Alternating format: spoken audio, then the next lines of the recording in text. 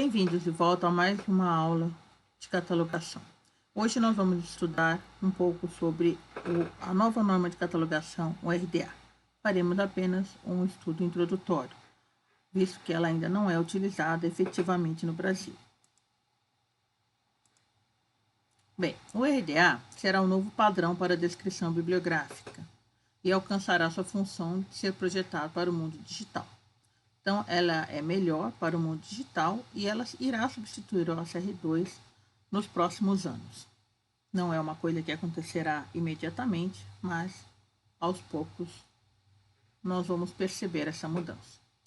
O RDA ele vai fornecer uma estrutura flexível para descrever todos os recursos analógicos e digitais, os dados que são prontamente desenvolvidos das estruturas novas e emergentes das bases de dados.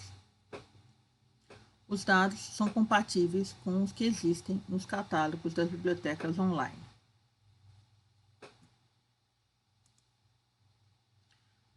Bem, quem são os responsáveis pelo desenvolvimento do RDA? A ALA, Associação Americana de Bibliotecas, o ACOC, Comitê Australiano de Catalogação, a BL, Biblioteca Britânica, o CCC, que é o Comitê Canadense de Catalogação, o CILIP, que é o Instituto dos Profissionais da Biblioteca e da Informação, e a ALC, que é a Biblioteca do Congresso Americano. Então, essas instituições são as instituições responsáveis pelo desenvolvimento da nova norma de catalogação. Quem são os responsáveis pela publicação do RDA? A ALA, Associação Canadense, e o CILIP, Instituto de Profissionais de Biblioteca e Informação. Tá? Mais informações a respeito disso, vocês podem acessar este site, que é onde está o RDA Toolkit. O RDA Toolkit também é acessado, o RDA em sua versão eletrônica também é acessado por este site, por meio de uma assinatura. E ele tem a sua versão impressa, que pode ser adquirida. O RDA poderá ser usado somente em bibliotecas? Não. A ideia é que ele possa ser usado em bibliotecas, então ele é bastante adequado, bastante padronizado com a estrutura do anglo-americano, para que a gente possa aproveitar o que já está feito da melhor forma possível. Ele vai fornecer um jogo detalhado das diretrizes e das instruções na descrição do recurso e alcançará a cobertura de todos os tipos de índices e meios. O novo padrão está sendo desenvolvido para uso primeiramente em bibliotecas, mas seu uso está sendo empreendido em outras instituições, arquivos, museus, editoras, educadores, livrarias, vendedores, etc. As instruções para a descrição são organizadas diferentes do RDA. Elas estão arranjadas de acordo com as entidades definidas nos modelos conceituais FRBR, FRAD e FRISAD. Ou seja, os capítulos não são por tipo de material, regras para a descrição de livros, periódicos, não. Eles são por entidades, regras para a descrição de atributos de obra e manifestação, de expressão, de item, ok? Outra coisa que será diferente do OCR2 é que as instruções do RDA não estarão subdivididas pelas áreas do ISPD. O RDA também não subdivide as descrições por áreas, como o ISPD. O controle de ponto de acesso será familiar aos usados no OCR2. Existem algumas mudanças, mas são muito simples, não são complexas. De uma maneira geral, será feita da mesma forma. A implementação do RDA. Em que pé que está essa implementação? Em 31 de março de 2013, a Library of Congress ela passa a usar oficialmente o RDA. Os registros de autoridade da Library of Congress também passam a ser criados de acordo com as instruções do RDA. Existem outras bibliotecas no mundo que também já estão fazendo essa transição. Além da Library of Congress, que é a Biblioteca do Congresso, nós temos a Biblioteca Nacional Agrícola, a Biblioteca Nacional de Medicina também nos Estados Unidos, várias bibliotecas nacionais em diversos países, várias bibliotecas de grandes universidades. No Brasil, a PUC do Rio Grande do Sul já concluiu a transição para o RDA. E a Universidade de Caxias do Sul fez essa transição apenas no catálogo de autoridade. Bem, o RDA ele está em consonância com a Declaração de Princípios Internacionais de Catalogação. em termos de conveniência do usuário, uso comum, representação, precisão, suficiência e necessidade, importância, economia, consistência e padronização e integração. Então, ele está em consonância com todos esses preceitos da Declaração de Princípios. Ele vai se concentrar em conteúdos e em formatos. Um dos formatos que pode conter o RDA é o MARC. A maioria das instituições estão fazendo a implementação da RDA em MARC. Entretanto, o MARC não é a melhor opção para implementação, visto que é um padrão que foi desenvolvido em consonância com a ficha catalográfica, com o ACR2, e é um padrão com mais de 40 anos, que usa tecnologia de mais de 40 anos. Então, ele não é o mais adequado. O ideal é que se use outros tipos de formatos. No momento, é o MARC que está sendo usado. Outros ambientes que podem armazenar e transmitir o conteúdo do RDA são o Dublin Core. A Biblioteca Nacional da Alemanha já usa o Dublin Core em seus catálogos. A própria Library of Congress está desenvolvendo o Metadata Object Description Schema, que é o MODES, que é um padrão que ele é totalmente compatível com o formato MARC para migração de registros para ele.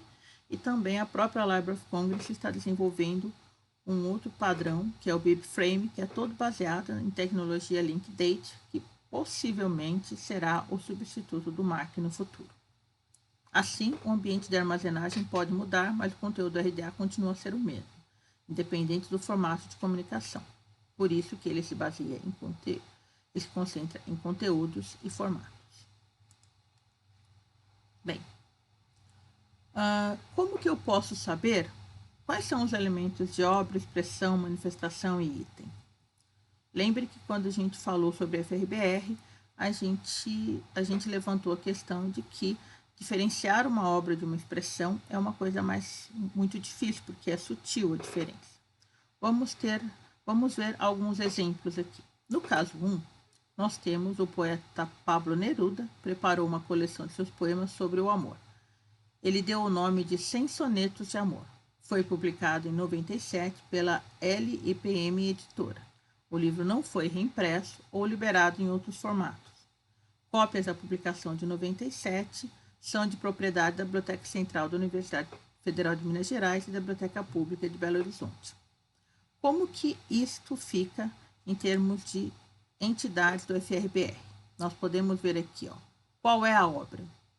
É a coleção de poemas de Pablo Neruda, conhecido como 100 Sonetos de Amor. Então, essas informações são informações da entidade obra. Para a entidade expressão, a única informação que nós temos é que o texto está em português. Tá?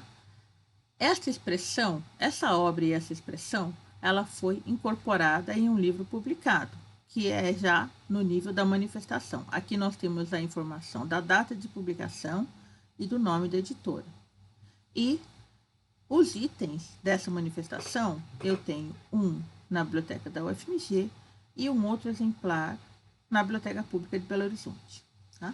Então, essa é a estrutura daquele caso em termos de entidades do FRBR. No segundo caso, nós temos Patrícia Krieger Gross e Andréia Mendes dos Santos escreveram um livro de não ficção sobre os cuidados com os idosos, com o título de Envelhecimento e Cuidados, Relatos e Experiências com Cuidadores de Pessoas Idosas. As seções da sua biblioteca têm, da versão impressa, várias cópias do original em português, bem como traduções em espanhol e do alemão. Além disso, o audiobook resumido em português está disponível em fita cassete. Estruturando as expressões, as manifestações e os itens dessa obra, de sua coleção, a busca resulta no seguinte esquema. Aqui nós temos a obra Envelhecimento e Cuidados, Relatos e Experiências com Cuidados de Pessoas Idosas, de Patrícia Krieger Gross e Andréia Mendes dos Santos. Aí, esta obra, ela tem 4 expressões. Ela tem texto original em inglês, ela tem uma tradução para o espanhol, de Elvira Maldonado, ela tem uma tradução alemã, que foi feita por Suzanne Harman, e ele tem um audiolivro em português resumido que foi lido por João de Almeida. Então, veja que nós temos 4 expressões de uma mesma obra. Dentro de cada expressão, nós temos manifestações. O texto original em português, nós temos um publicado pela editora da PUC do Rio Grande do Sul em 99 e nós temos outro impresso com letras grandes, publicado pela Ática em 99. Dessas 2 manifestações, tá? A primeira, nós temos uma cópia na Biblioteca Pública de Belo Horizonte, uma outra cópia na Biblioteca Central da UFMG e uma terceira cópia no Colégio Batista. Da segunda manifestação, nós só temos um exemplar, um item, na biblioteca da Fafiche da UFMG. Da segunda expressão, que é a versão em espanhol, nós temos uma manifestação apenas que foi publicada pela FTD em 2000. Dessa publicação, nós temos uma cópia na biblioteca da CI e outra cópia na biblioteca da FAI. Da terceira expressão, que é a versão em alemão dessa mesma obra, nós temos apenas uma publicação, que foi feita em 2000 pela editora Kruger Verlag, e eu tenho apenas um item desta manifestação na Biblioteca Central da UFMG. E da expressão 4, que é o audiolivro, nós temos em fita cassete, tá? Nós temos a manifestação em cassete, que foi feita em 99 pela Sony Audio. Desta manifestação, nós temos apenas um item na biblioteca da FAI. Então, verifiquem que essa seria a estrutura de catalogação do RDA. Informações de obras, informações das expressões de cada obra, das várias expressões que uma obra pode ter, informações das diferentes manifestações e dos diferentes itens. Nós vamos fazer uma atividade, vocês vão fazer uma atividade onde eu coloquei um texto no Moodle e vocês vão ter que estruturar dessa forma, achar o que é obra, o que é expressão daquele texto. Bem, como que eu aplico o FBR na estrutura do RDA? As diretrizes de catalogação do RDA se dividem em 2 partes básicas: atributos, seção 1 a 4, e relacionamentos, seção 5 a 10. Ou seja, as regras para os elementos de obra, expressão, manifestação e item, pessoa, família, entidade coletiva, conceito, objeto, evento e lugar, elas estão nas seções de 1 a 4, tá? E as regras para os relacionamentos entre essas entidades estão nas seções de 5 a 10. Os materiais suplementares no final consistem em apêndices, um glossário e um índice, muito semelhante ao ACR2. Embora a maioria dos capítulos do RDA já estejam escritos, as seções 4, 7 e 10, que são relativas às entidades conceito, objeto, evento e lugar, que são de assuntos, ainda estão sendo desenvolvidas, ou seja, não estão prontos, esses capítulos ainda estão em branco.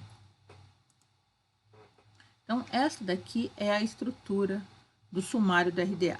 Então, nós vamos ter a introdução, nós vamos ter a seção 1, regras para atributos de manifestação e item, seção 2, regras para atributos de obra e expressão, seção 3, regras para atributos de pessoas, famílias e entidades coletivas, seção 4, regras para conteúdos de conceito, objeto, evento e lugar.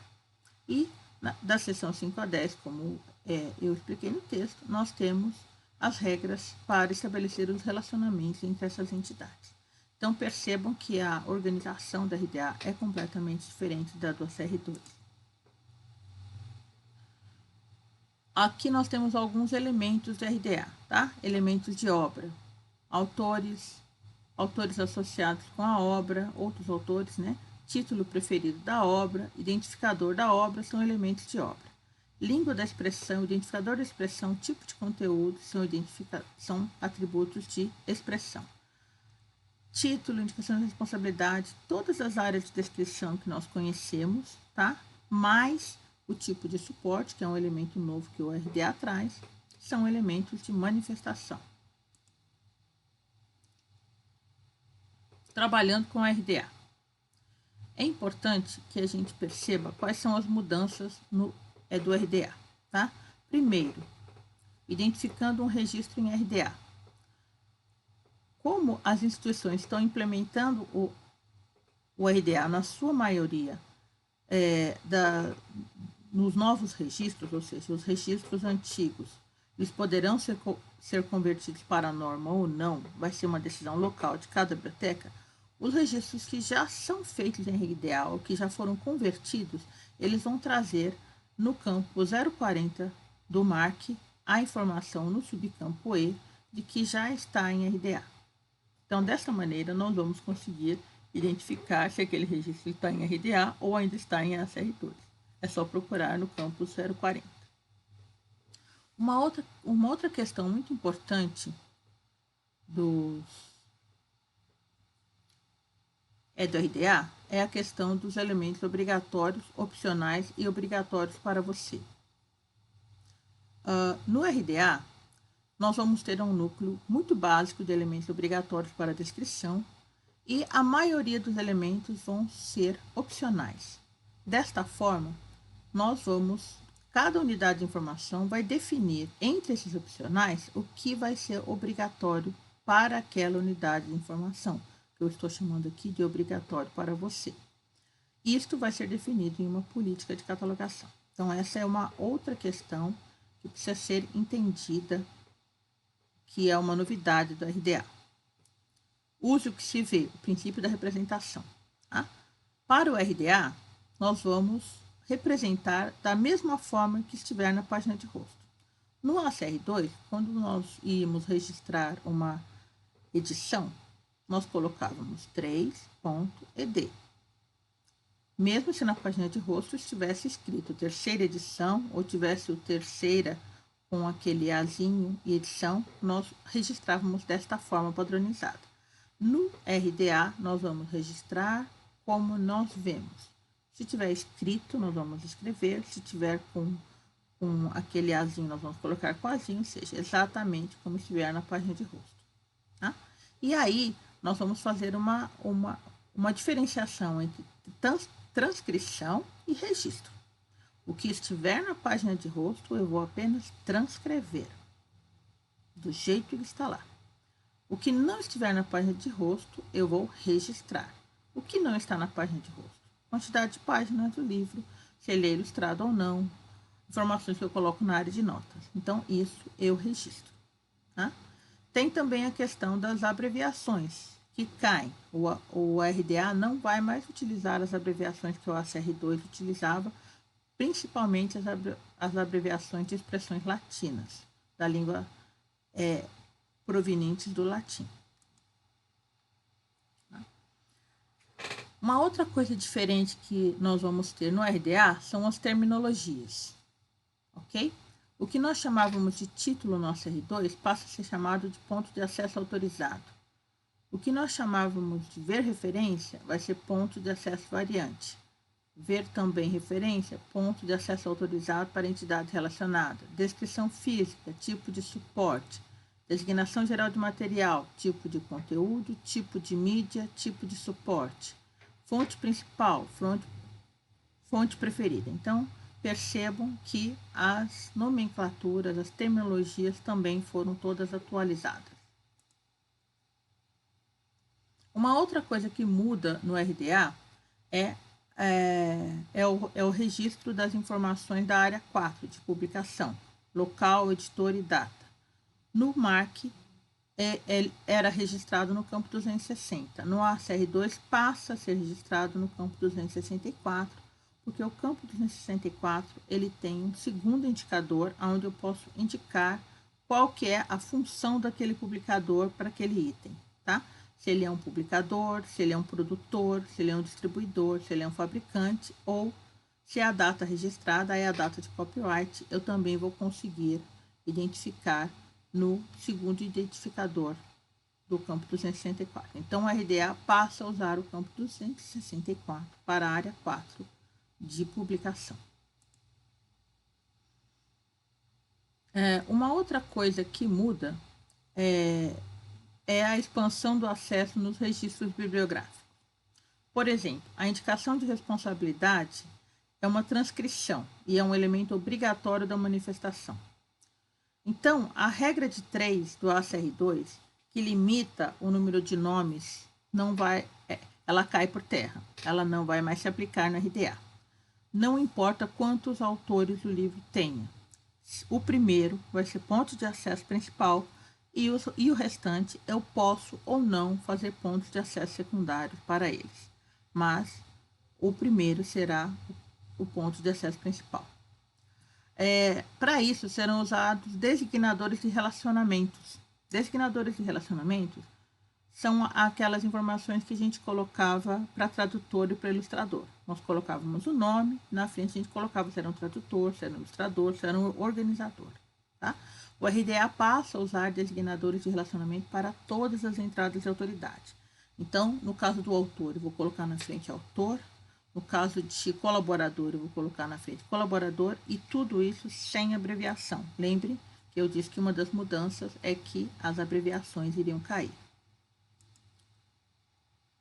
Uma outra mudança que acontece no RDA é da designação geral de material, que passa a ser 3 campos do MARC, ou 3 tipos de informação que eu vou acrescentar na descrição.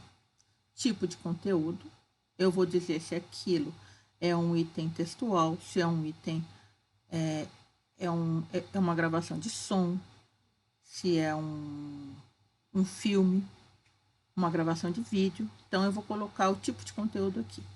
O tipo de conteúdo, ele tem uma lista padronizada dentro do próprio RDA. Então, você não vai ter que ficar pensando quais são os tipos de conteúdo, é só consultar o RDA. O tipo de mídia é a mídia que eu preciso para acessar esse conteúdo. No caso de livros que são impressos, ele não é midiático. Então, esse campo aqui, a gente pode colocar que não é midiático. Tá? No caso de uma gravação de vídeo, eu vou dizer que tipo de equipamento eu preciso. Preciso de um computador, preciso de um Blu-ray, preciso de um tocador de CD, de um toca-fitas, o que eu preciso para acessar esse conteúdo. E o tipo de suporte, eu vou especificar aqui. Aqui eu disse que é uma gravação de vídeo. Em qual suporte está? É uma fita cassete? É um disco de vinil? É um CD?